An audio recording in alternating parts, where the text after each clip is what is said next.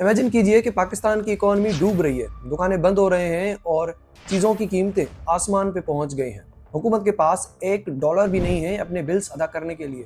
ऐसी हालत में कौन बचा सकता है? इंटरनेशनल मॉनेटरी फंड IMF ये दुनिया का फाइनेंशियल फायर फाइटर है जो बिलियंस ऑफ डॉलर्स के लोन से मुल्कों को क्राइसिस से निकालता है। लेकिन ये लोन्स कोई जादू की छड़ी नहीं है, इनके साथ सख्त शर्तें आती हैं जो आवाम और मुल्क के लिए गेम चेंजर हो सकती है।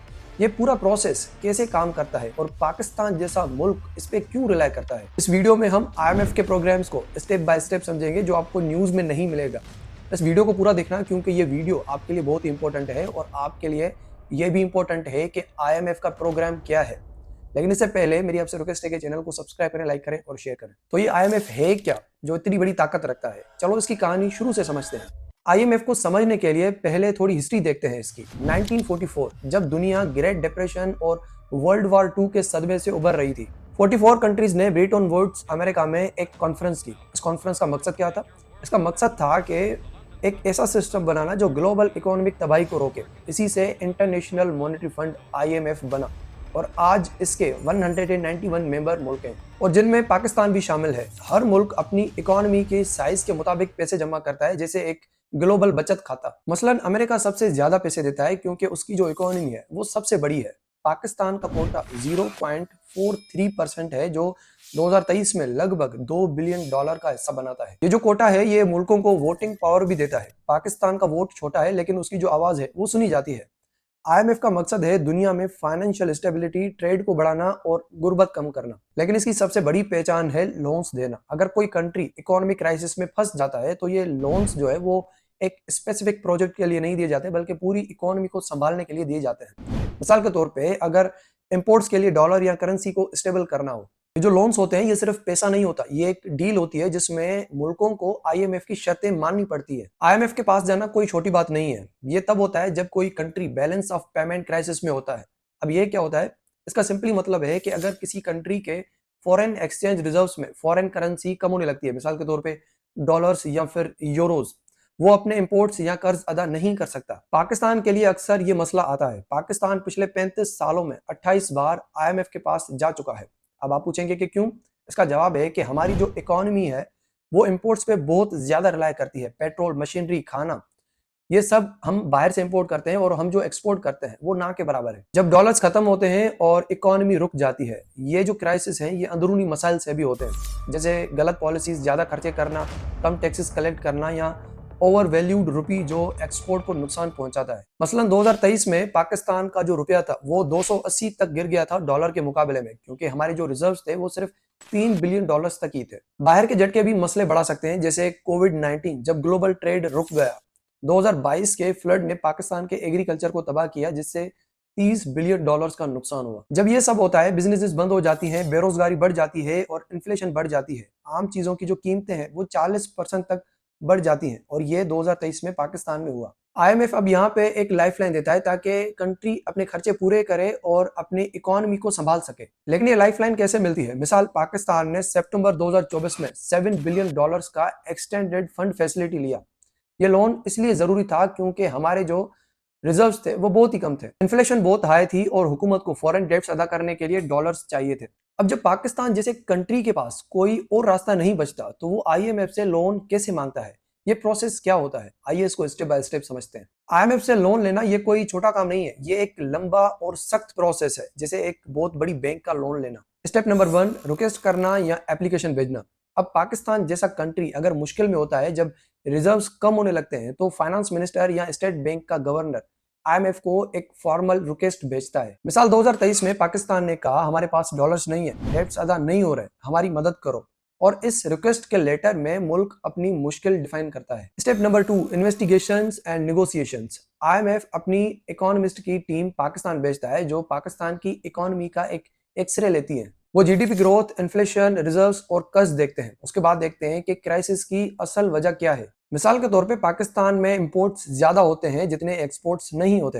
अब उसके बाद मुज़ाकरात शुरू होती है। IMF और पाकिस्तान की हुकूमत एक प्रोग्राम पे मुतफिक होती है। IMF के इन प्रोग्राम्स में रिफॉर्म्स होते हैं, जैसे टैक्स बढ़ाना, सब्सिडीज कम करना या स्टेट ओन कंपनीज जैसे PIA को प्राइवेटाइज करना।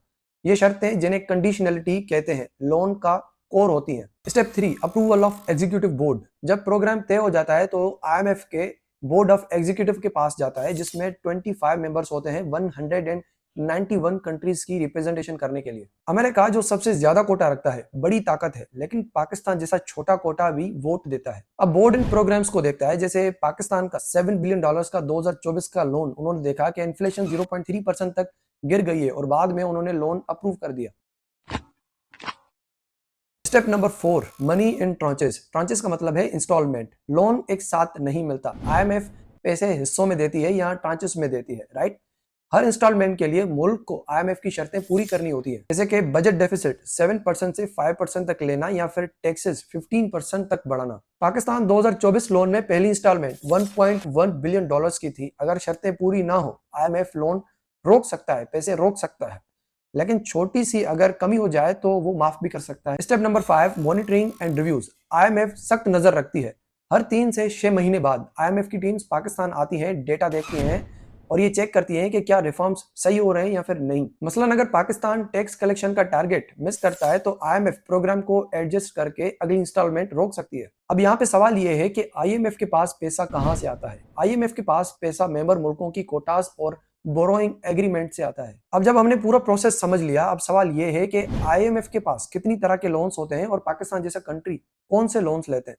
चलो अब ये समझते हैं। आईएमएफ के लोन्स अलग अलग जरूरतों के लिए होते हैं और पाकिस्तान ने इनमें से काफी इस्तेमाल किए हैं। कॉन्सेशनल लोन्स, ये लो इनकम कंट्रीज के लिए होते हैं जिनका इंटरेस्ट रेट बहुत कम होता है या फिर जीरो होता है। पाकिस्तान जो लो मिडिल इनकम मुल्क है, इन्हें अक्सर इस्तेमाल करता है। एक्सटेंडेड क्रेडिट फैसिलिटी ईसीएफ, ये लोन्स लॉन्ग टर्म की स्ट्रक्चरल रिफॉर्म्स के लिए होते हैं, जैसे पाकिस्तान के टैक्स सिस्टम को बेहतर करना। स्टैंड बाय क्रेडिट फैसिलिटी एसईएफ, ये लोन शॉर्ट टर्म के बैलेंस ऑफ पेमेंट के मसाइल के लिए होते हैं। रैपिड क्रेडिट फैसिलिटी आरसीएफ, ये इमरजेंसी लोन्स होते हैं, जैसे 2020 में पाकिस्तान ने कोविड-19 के लिए $1.4 बिलियन लिए। नॉन कंसेशनल लोन्स, ये हाई इंटरेस्ट वाले लोन्स होते हैं और मिडिल या हाई इनकम कंट्रीज के लिए होते हैं। पाकिस्तान ने भी इन लोन्स का इस्तेमाल किया है। स्टैंड बाय अरेंजमेंट एसबीए, ये लोन शॉर्ट टर्म के क्राइसिस के लिए होते हैं, जैसे पाकिस्तान और अर्जेंटीना ने 2019 में $6 बिलियन का एसबीए लोन लिया। एक्सटेंडेड फंड फैसिलिटी ईएफएफ, ये लोन लॉन्ग टर्म के मसाइल के लिए होते हैं, जैसे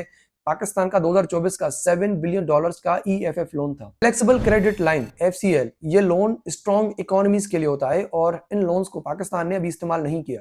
रैपिड फाइनेंसिंग इंस्ट्रूमेंट आरएफआई, ये लोन्स अर्जेंटली दी जाते हैं, इसमें जल्दी पैसा मिल जाता है नेचुरल डिजास्टर्स के लिए, जैसे 2022 फ्लड्स के बाद पाकिस्तान ने ये लोन लिया था। Resilience and sustainability trust RST जैसे लोन्स, ये क्लाइमेट या लॉन्ग टर्म चैलेंजेस के लिए होते हैं। पाकिस्तान ने 2024 में $1.4 बिलियन का आरएसटी लोन लिया ताकि क्लाइमेट रेजिलियंट इंफ्रास्ट्रक्चर बने। हर लोन्स के रीपेमेंट पीरियड्स होते हैं, जैसे कि कॉन्सेशनल लोन्स के 5 से 10 साल और नॉन कॉन्सेशनल लोन्स के 3 से 5 साल होते हैं। पाकिस्तान ने 2024 तक अपने पुराने लोन्स का बहुत बड़ा हिस्सा दे दिया है, लेकिन नए लोन्स लेने की जरूरत बरकरार है। ये लोन्स मिल तो जाते हैं, लेकिन इनकी जो शर्तें होती हैं वो पाकिस्तान जैसे मुल्क के लिए क्या मतलब रखते हैं, चलो इनको समझते हैं। आईएमएफ लोन की जो शर्तें होती हैं, अगर कोई कंट्री वो लोन ले रहा है तो उसको वो शर्तें माननी पड़ती हैं। वो क्या होती हैं? ऑस्टेरिटी मेजर्स, गवर्नमेंट के खर्चे कम करना, जैसे सब्सिडीज खत्म करना, पेट्रोल, बिजली या टैक्सेस बढ़ाना। मसलन पाकिस्तान ने 2023 में पेट्रोल सब्सिडी हटाई, जिससे कीमतें 50% बढ़ गई। Structural reforms, state on enterprises जैसे पीआईए को प्राइवेटाइज करना या मार्केट को फॉरेन इन्वेस्टमेंट के लिए खोलना।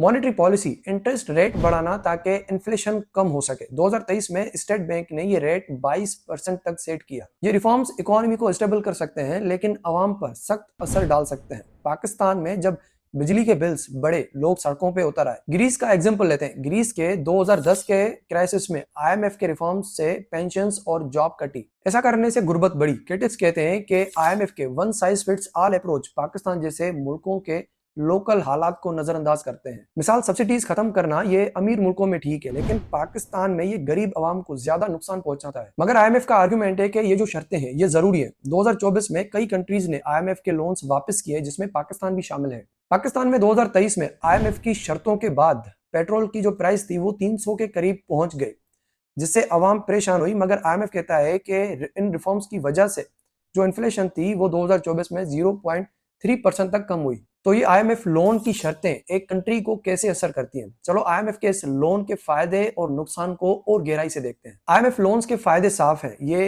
एक तो जल्दी पैसा मिलता है, ये रिजर्व्स बढ़ाते हैं। जैसे पाकिस्तान के 2024 लोन ने रिजर्व्स $9 बिलियन तक पहुंचाए। और जब फॉरेन इन्वेस्टर्स को पता चलता है कि ये कंट्री रिफॉर्म्स कर रहा है तो वो उस कंट्री में जाके इन्वेस्टमेंट करते हैं। आईएमएफ लोन से वर्ल्ड बैंक या एशियन डेवलपमेंट बैंक से भी पैसे आते हैं, क्योंकि ये तीनों इदारे एक साथ मिलकर काम करते हैं। लेकिन इस लोन के नुकसान भी हैं। सबसे पहला है गुर्बत। यहाँ पे एक टर्म आता है ऑस्टेरिटी।